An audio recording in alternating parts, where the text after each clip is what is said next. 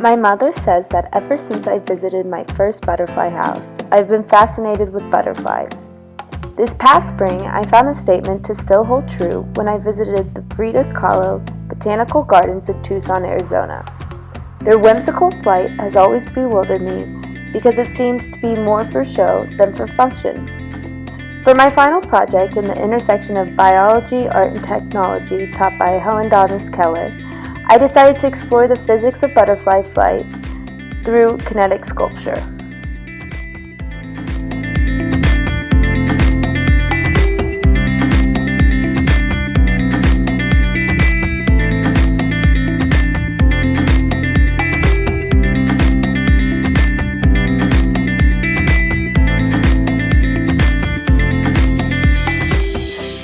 One of the most prominent differences between butterflies and other flying insects is their disproportionately large wingspan. Do these creatures really need all this surface area to fly?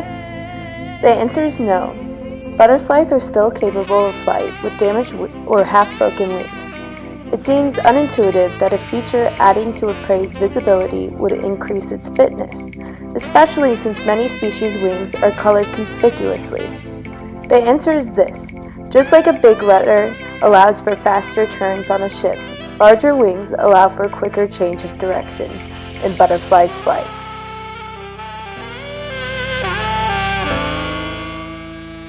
Butterflies fly by indirect flight, meaning the muscles responsible for flight are not directly attached to the wings. Instead, these muscles, the dorsal-longitudinals and the tergosternals, are located in the thorax. On the downward stroke, the dorsal longitudinal muscles compress starting at the back of the thorax, bowing the top of the thorax upwards, or the notum, and sending the wings down. On the upward stroke, the tergosternal muscles pull the notum back downwards, causing the wings to flip upward. We can demonstrate this step simply by using an inflatable ball and a pair of paper wings. Altogether, these motions create a figure-8-like wing pattern, making butterflies' movements unpredictable for predators. Not only does this odd flight cause confusion, but it also generates swirls of air that create a low-pressure vortex directly above the wings on the downward stroke. This vortex sucks wings upward, decreasing the use of tergosternal muscles, making it easier to fly.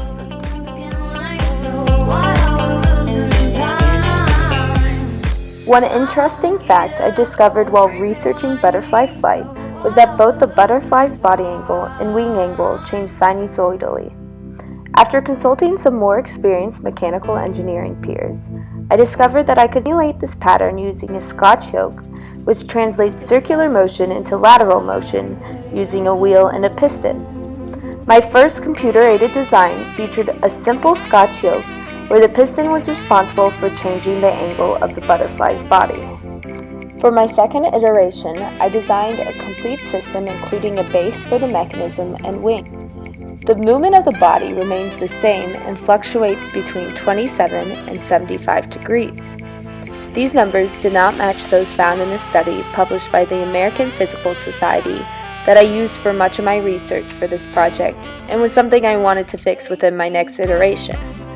The wings would be held upward by a rubber band that would pull the wings together by the tops of the wings.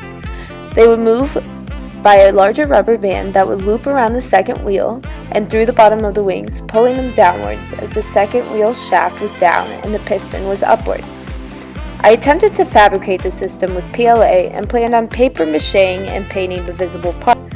However, the maker bots I used were not accurate enough to create a working system.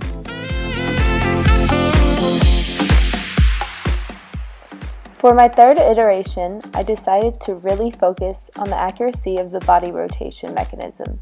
So with a little math, I created a system that rotated closely between 55 degrees and 85 degrees, an accurate range. I designed all parts of the system to be manufacturable on the laser cutter with wood, except for the base, which would use PLA. The problem with this design was the friction between the wood, which caused the piston to snap in half post-assembly. If I were to move forward with this project, I would use my third iteration design and add on my second iteration design for the wings. I would change my material to acrylic, which I would laser cut, to reduce friction and increase accuracy of cuts. I would hope this version would accurately demonstrate butterfly flight for those interacting with it and educate them on the incredible mechanical feats of these beautiful creatures. Nothing to lose.